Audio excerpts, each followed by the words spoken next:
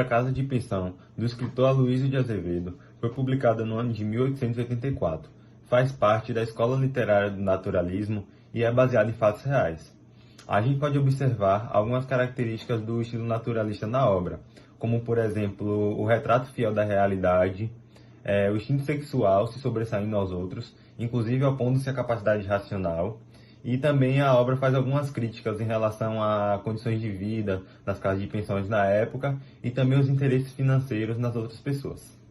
A narrativa conta a história de Amâncio, um jovem maranhense de família rica que sonhava em cursar advocacia, porém decide-se mudar para o Rio de Janeiro Imperial, com o intuito de ter liberdade e aproveitar a vida, dando a desculpa de querer estudar medicina, já que na sua cidade não tinha. Chegando na capital, Amâncio hospeda-se na casa de Campos, amigo do seu pai, que devia favores a ele. Amâncio tinha um gosto peculiar e sempre preferia as mulheres mais velhas, passando a se interessar por Hortência, a mulher de Campos, que não deu muita bola ao rapaz.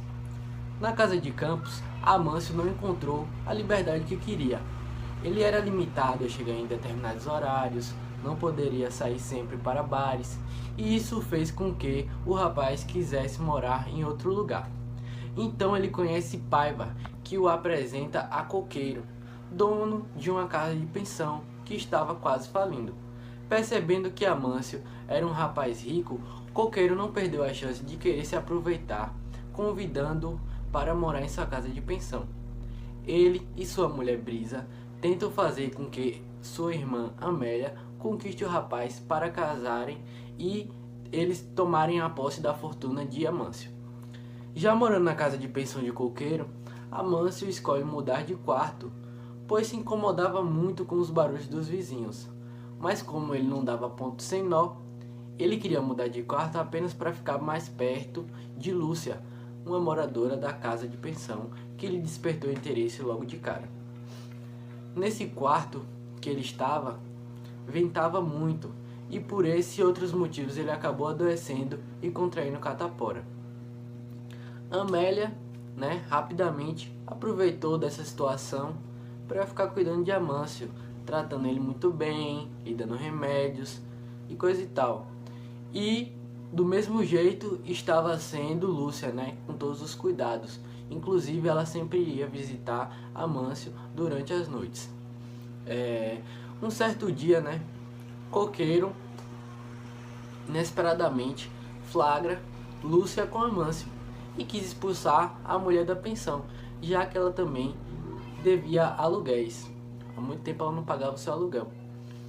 Ela rapidamente conseguiu persuadir o rapaz para que ele pagasse o seu aluguel. E ele aceitou pagar, mas mesmo assim Coqueiro dispensou Lúcia e o seu suposto marido Pereira. A situação de saúde de Amâncio só piorava, então seu médico lhe aconselhou a lhe mudar de moradia. Coqueiro então conseguiu convencer ele a se mudar para a casa de Brisa, e Amélia iria junto para poder cuidar dele, cuidar melhor, dar todo o suporte necessário. Depois de um tempo e depois de ter melhorado um pouco, Amâncio acaba descobrindo que na verdade Lúcia nunca foi casada.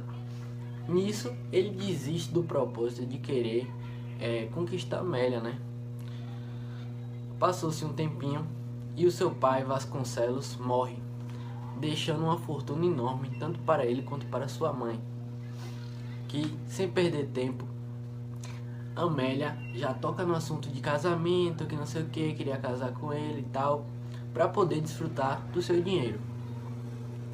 Só que Amâncio não gostou muito da ideia, pois esse não era o seu desejo, ele apenas queria curtir e ser livre.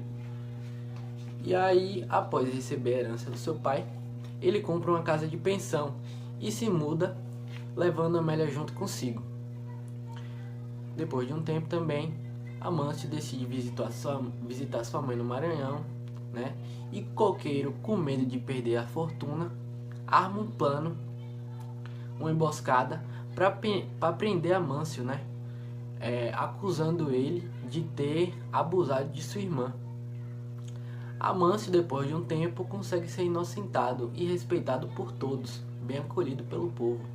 E já Coqueiro ficou muito humilhado e mal visto na sociedade ali do local que eles moravam, né? Já que ele tinha armado tudo e tal.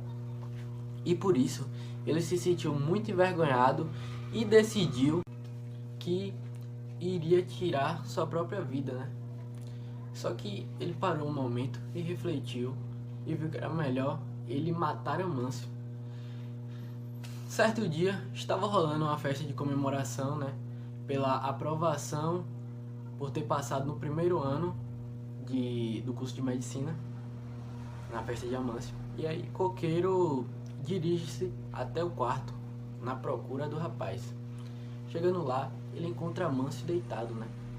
E realiza um disparo a queima-roupa.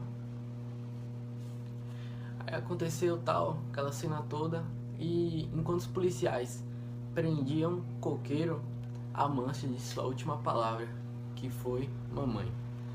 A notícia rapidamente se espalhou pela cidade de que Amâncio tinha sido morto e Coqueiro tinha sido preso, né?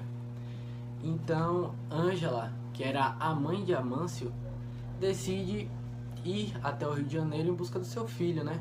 Achando que ele ainda estava preso. Mas ao andar pelas ruas, ela via vários jornais com a foto do seu filho Amâncio, né?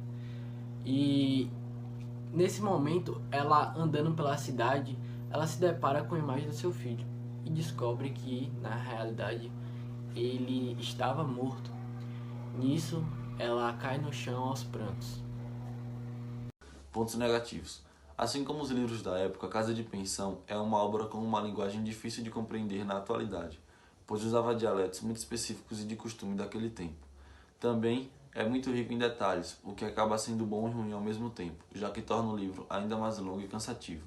Pontos positivos.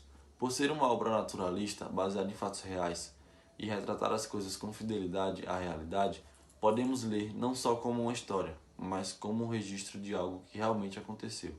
A narrativa em terceira pessoa também ajuda a compreender de forma mais fácil o livro, além de ser algo fluido e bem desenvolvido. As críticas feitas durante o livro se tornam bem nítidas, nos mostrando o quão somos influenciados pelo meio em que vivemos e como nossa ambição pode nos levar a fins trágicos. Apesar de dar muita ênfase aos detalhes e se tornar meio cansativo no início, discorre de uma história interessante. Azevedo traz posicionamentos relevantes para a nossa sociedade atual, como por exemplo, o modo que personagens dão prioridade ao dinheiro, ao fazer um pé de meia sem esforço e se tornar cada vez mais autodestrutivo. Essa obra é indicada para as pessoas que gostam de histórias longas e interessantes, que sempre envolve o lado humano, sentimentos, ambições, malandragens, uma sociedade de aparências e interesses, e que excluam parcialmente a razão, pensando sempre no próprio umbigo.